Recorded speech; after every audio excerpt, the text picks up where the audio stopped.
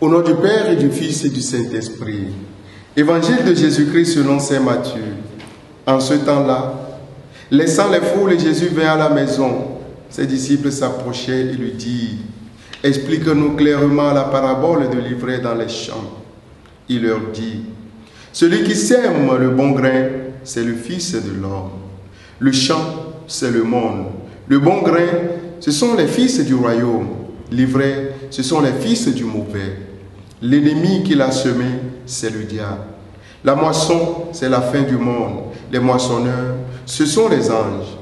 De même que l'on enlève l'ivraie pour la jeter au feu, ainsi en sera-t-il à la fin du monde.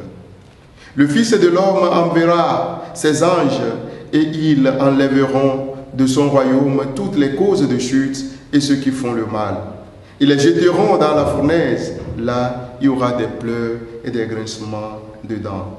Alors les justes resplendiront comme le soleil dans le royaume de leur Père. Celui qui a des oreilles, qu'il entende. Acclamons la parole de Dieu. Louange à toi, Seigneur Jésus. Bien-aimés de Dieu, le royaume du Seigneur, bien évidemment, sera établi par la soudaine arrivée du Fils de l'homme, qui viendra sans doute dans sa puissance et dans sa gloire juger et détruire les autorités apostates, les dictateurs, les mafieux et tous ceux qui sèment la mort dans le monde. C'est cette arrivée qui est représentée dans cette parabole, qui est un appel à la vigilance et à l'espérance sur les mauvais terrains que rencontre la parole de Dieu aujourd'hui.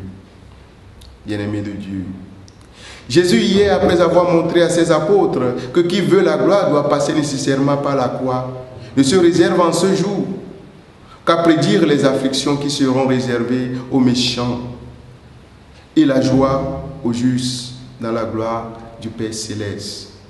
Dans son explication de la parole du livret, Jésus affirme qu'à la fin des temps, le Fils de l'homme enverra ses anges et ils cueilleront de son royaume tous les scandales et ceux qui commettent l'injustice, la corruption notoire, le vol, la tricherie, le meurtre et toutes sortes d'iniquités.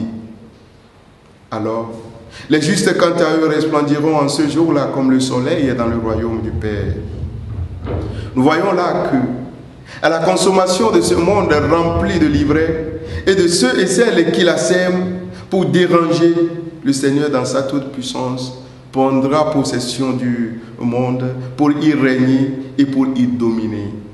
En ce jour-là, il purifiera le monde souillé pour installer le royaume du Père. Ce royaume qui est une autre sphère, une sphère céleste, une sphère d'amour, où seules les personnes qui souffrent aujourd'hui pour la justice resplendiront comme le soleil. Tu y es invité, toi aussi, mon frère.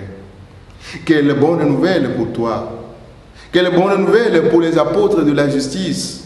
Quelle espérance pour ceux qui sont pour la clémence, la vérité, le droit et la justice. Alors, comment dès ici-bas ne pas demeurer dans la justice?